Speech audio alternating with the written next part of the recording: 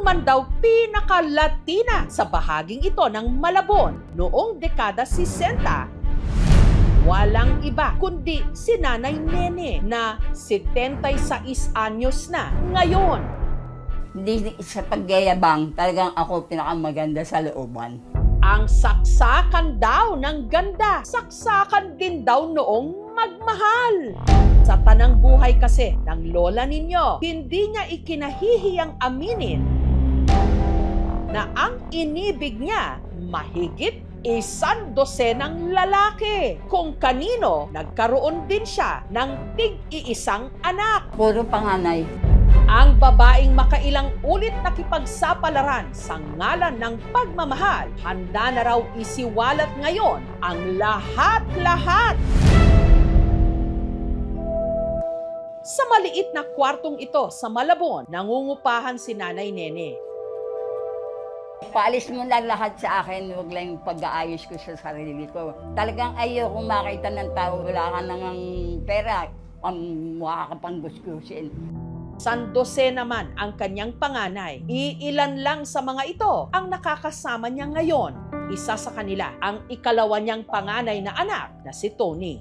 Ang dalawa kasing kapatid ni Tony namatay pagkasilang pa lang, habang ang 8 ipinaampon daw ni Nanay Nene noon dahil sa hirap ng kanilang buhay. Kasi hindi ako naglalaglag, kasi katwiran ko, makasalanan ka na, magsakasala ka pa. Batid ni Nanay Nene na malamang babatikusin siya ng iba.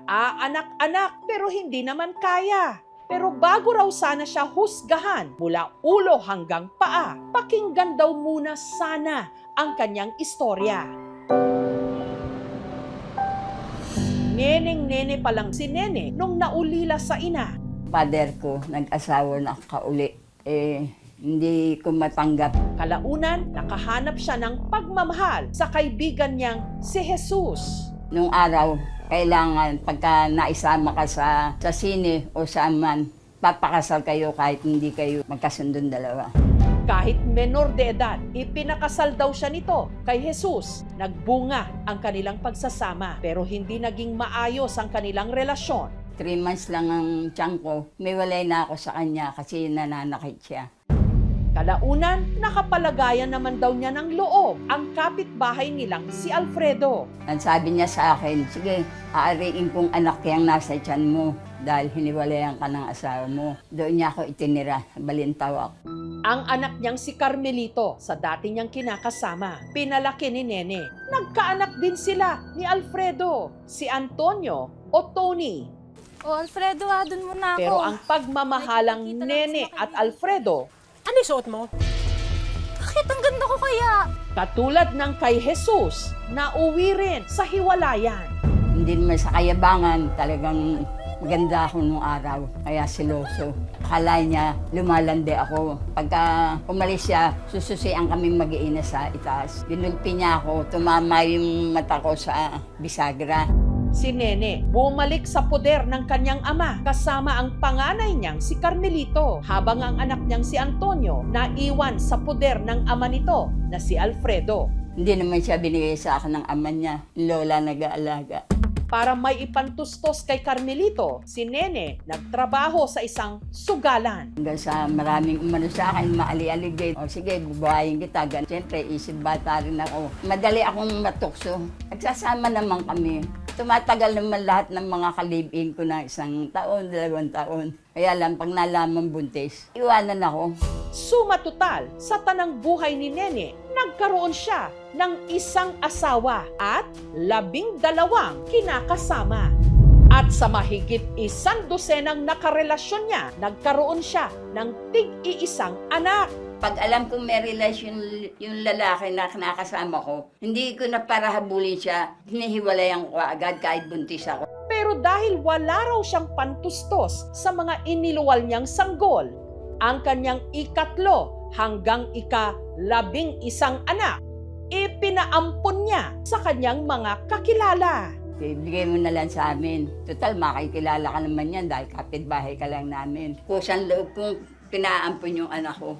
Walang kabayaran. Nakikilala naman ako na yan ang nanay mo. Kasi iniisip ko, Nasa akin nga kayo, nangyari sa buhay ko na magpapalit-palit ako, mangyari din sa inyo, magpalaboy-laboy kayo. Epekto nito sa mga bata, malalim. Habang lumalaki pa siya, naghahanap ang bata ng role model. Magiging concern din yon sa pagbuo niya ng kanyang identity. Hindi natin alam kung yung mga sexual behaviors ba niya is safe. Pangalawa, emotionally, sa dami kasi ng mga ganitong klase ng partners, meron ka rin to a certain extent yung emotional connection or affinity dun sa tao At dun sa mga anak mo, Ang pangatlong anak ni Nene na si Sheila sa Palawan na ngayon nakatira. Sanggol pa lang nung ipinaampon ni Nene sa kakilala nitong labandera. Ba't ang dami mo naging karelasyon? Madali kasi ako magmahal. So, madali ka rin magsawa pala, sabi ko. Pati sa anak. Bakit nag-anak ka ng nag-anak? Tapos hindi mo naman kayang alagaan pala. Kung siguro pinabayaan ako ng Diyos, baka patay na rin talaga ako ngayon. Kasi naranasan ko matulog sa kalsada, walang titiraan. Ko alam ng nanay ko, Ewan. Hindi ko alam kung ano mararamdaman niya. Kasi hindi ko naman kunwento sa kanya yan Dito naman sa Bulacan nakatira ang panglimang anak ni Nene, si Marie Chris. Kailanman, hindi raw nagtanim ng sama ng loob si Marie Chris sa kanyang tunay na ina. Siguro, nung time na yon hindi niya kaya yung responsibilidad. Siguro, mas naisip niya na mapapabuti kami ako doon sa pagdadala niya sa akin. Kaya inunawa ko na lang. Ngunit hindi raw lahat ng ipinaampong anak ni Nanay Nene pinalad. Ang kanyang pang-apat na anak na si Bobby, hindi na raw alam ni Nanay Nene kung nasaan na ngayon. Ang huli niyang balita, nalulong ito sa droga. Ang pang-anim naman niyang anak na si Karina, inilayo raw sa kanya. Ano yon? Bibigay ko po sana. Ate! Sabi nung umampon, Mareho ka na pupunta rito kasi lumalaki yung bata, makikilala ka pa.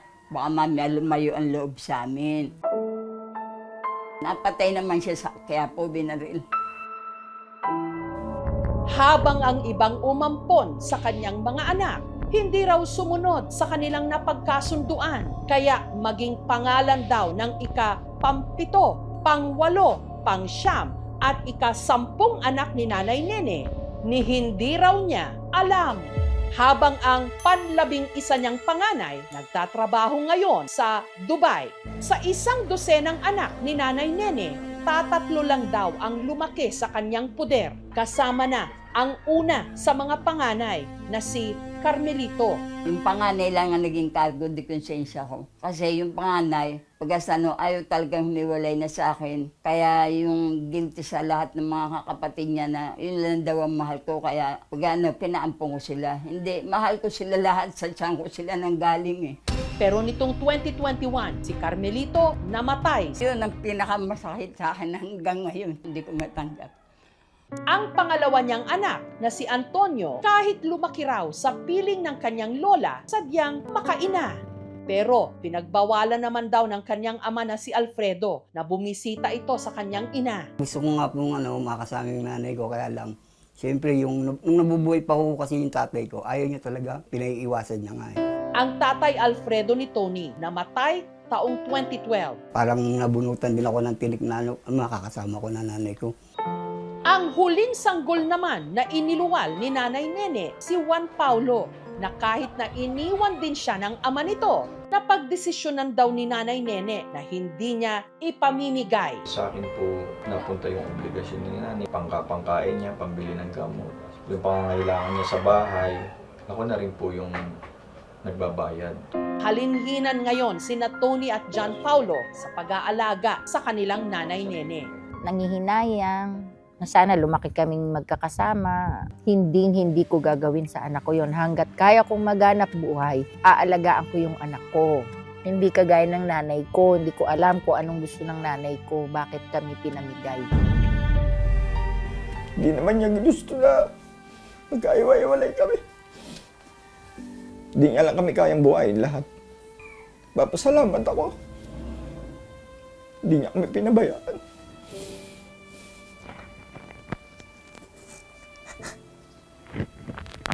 Mahal na mahal ko nanay ko.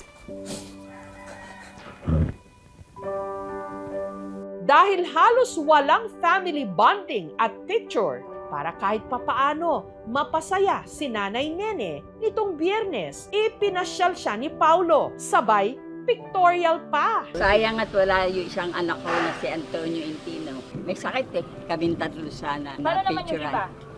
Hindi ko inaasahan yun. Lalayo nun. Palawan. Palawan. Yung isa, Nag-aeroplano. Sa Bulacan yun. Malayo rin yun. Ang hindi niya alam, ang pangatlong panganay ni Nanay Nene na taga Palawan na si Sheila at ang panglima na si Marie Chris na taga Bulacan na ilang taon na rin niyang hindi nakakasama. Heto, sasali sa kanilang family portrait. tumingin ka sa akin na.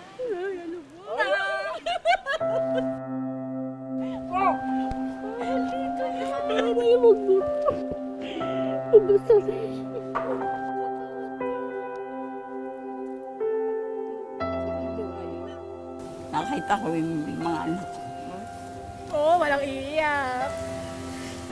Kahit ganyan ka, Nay, nanay ka namin. Love namin. Sa haba ng panahon, sana naisip mo talaga kami. Sana inalagaan mo kami kahit na papano, mga 1 taon, ganyan. Para kahit papano naramdaman din namin na may nag-alagang nanay talaga. Yung totoong nanay. Nakaraan, wala na tayong magagawa dun. Maswerte naman kami sa mga pinagdala niya sa amin. Dahil talaga namang minahal kami ng talagang para kami anak. Mahal ka namin. Kahit ganyan.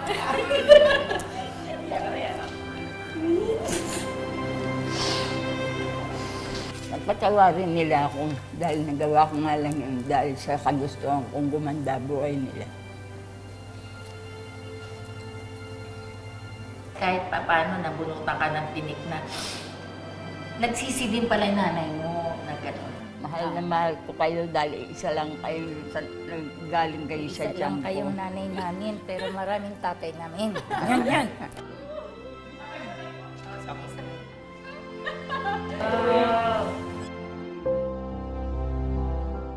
Sabi ko doon sa nakatatanaw ko siya, nakikita ko pa rin sila sa litrato. Kahit na hanggang sa mamatay ako, nakikita ko pa rin silang nakangiti.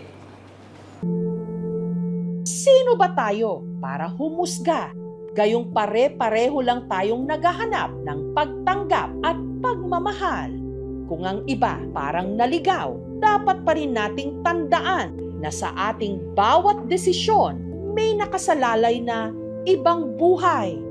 At sa kakahanap natin ng pagmamahal, baka minsan hindi natin nakikita na nandyan lang pala sila sa ating harapan.